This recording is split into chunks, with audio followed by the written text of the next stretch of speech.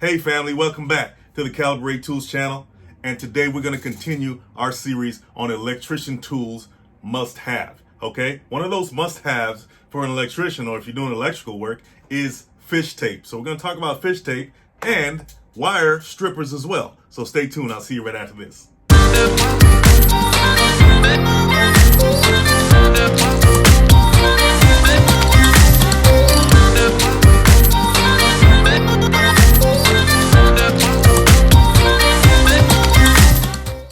Okay guys, in the last video, we talked about how to install our conduit, our piping, okay, or tubing onto a vertical surface and fasten it to the surface with our straps. Okay, these are single hole straps.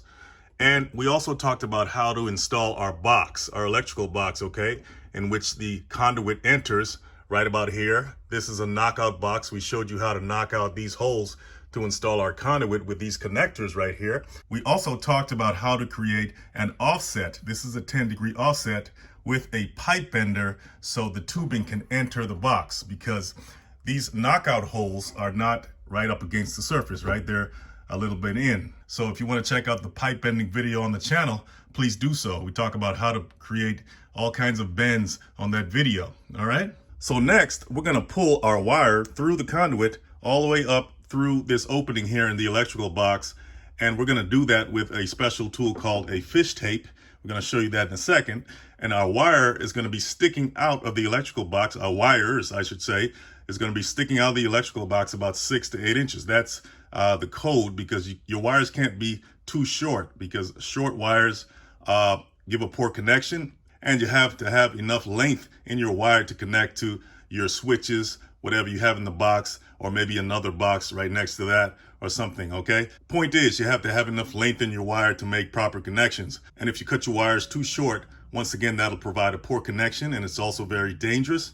But you can remedy that situation by getting connectors from your home improvement store that will allow you to splice or add more wire to the short wires that you cut. Okay guys, we got 3 spools of wire here. We got white for neutral, green for ground, and black for hot. Now, if you're doing a bigger job, you may see spools of a larger size on what I call a wire spool rack. It's simply a rack where the spools are put on, and you can just pull the wire off the rack while the spool stays on the rack. Now, some of these racks have wheels like this one, where you can just haul the wire around to the different locations where you need wire.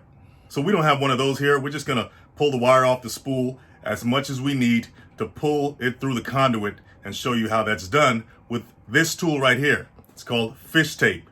So let's get to that. So this tool is called fish tape for a reason, because it does what exactly the name suggests.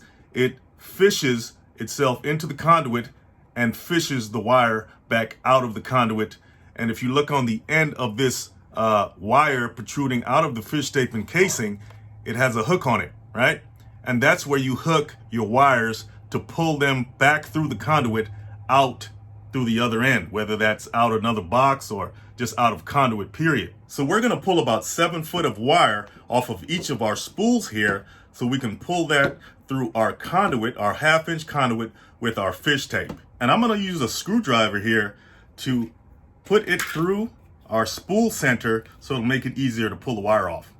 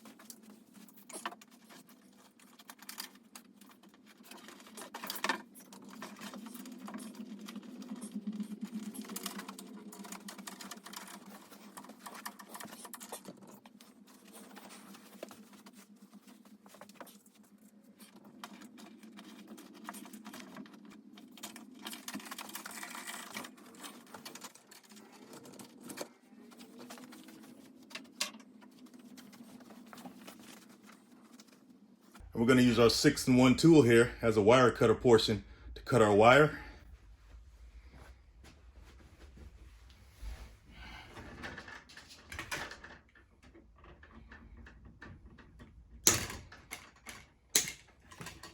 So now that we've measured and cut our wire to length, the next thing we have to do is cut off the tips of the insulation here. I'd say about 1.5 inches or so, okay? 1.5 inches to 2 inches, because we're gonna have to bend that wire over to allow it to hook to this, right? When we pull the conduit through. And for that, we're gonna use our 6-in-1 tool, which is a wire cutter, wire stripper, among other things. So let's talk about the wire stripping portion of our 6-in-1 tool here, because that's very critical in what we're about to do. If you notice right here, it says solid, and here it says STRD, which stands for stranded. So both of those terms refer to the type of wire that you have. Solid refers to solid wire, which is this right here. If you look at this wire, I cut a piece of wire off here so you guys can look at it. That wire is a solid wire, okay? Versus this type of wire.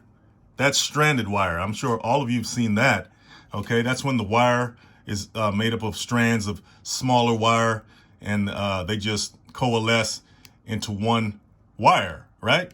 But there's a difference between solid and stranded wire in terms of which one is better to use. Solid wire, this one, is considered to be a better electrical conductor than stranded wire. It's more stable, and it's better able to handle more frequencies than stranded wire. It's also less susceptible to vibration and corrosion. Stranded wire is more susceptible to corrosion and vibration because it has more surface area, has more air gaps, and all that. The wire that we just cut is 14 gauge solid wire.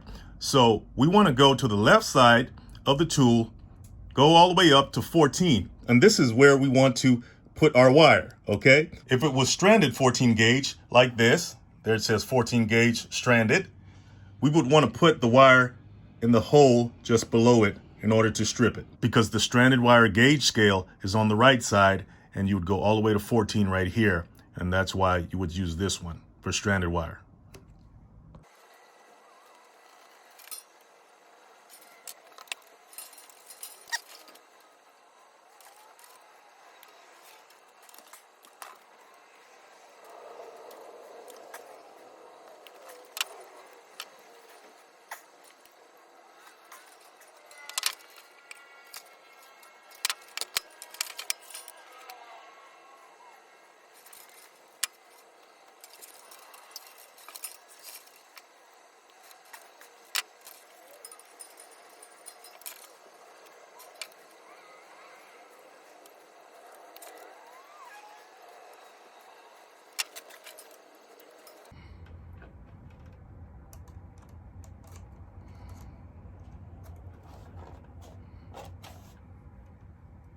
Now, for the sake of illustration, this is a relatively short span of conduit through which you have to run your wire, okay? So you can use the fish tape, but you don't have to when it's this short. You can actually do it by hand. So I would take my ends here, stick it in the end, and simply push.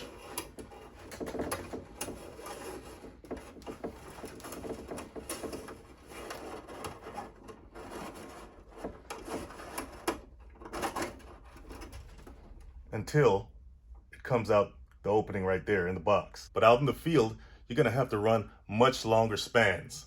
So in that case, you're gonna need your fish tape, and this is how you use it. I take my fish tape and I stick it in the opening in the box and simply feed it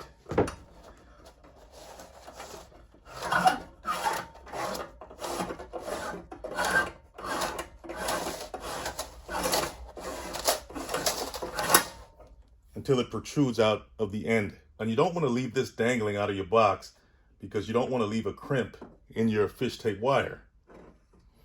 So you just rest it on the ground. Then you connect the ends of your wires to your fish tape hook.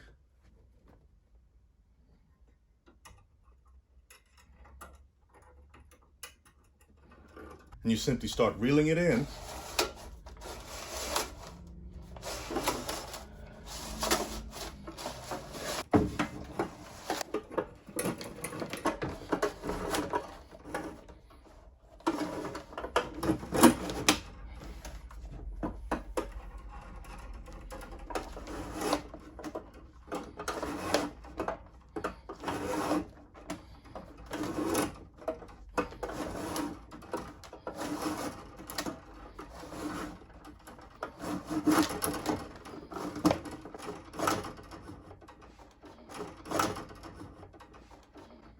And there you go. And remember, you want to pull the wire out about 6 to 8 inches out of the box.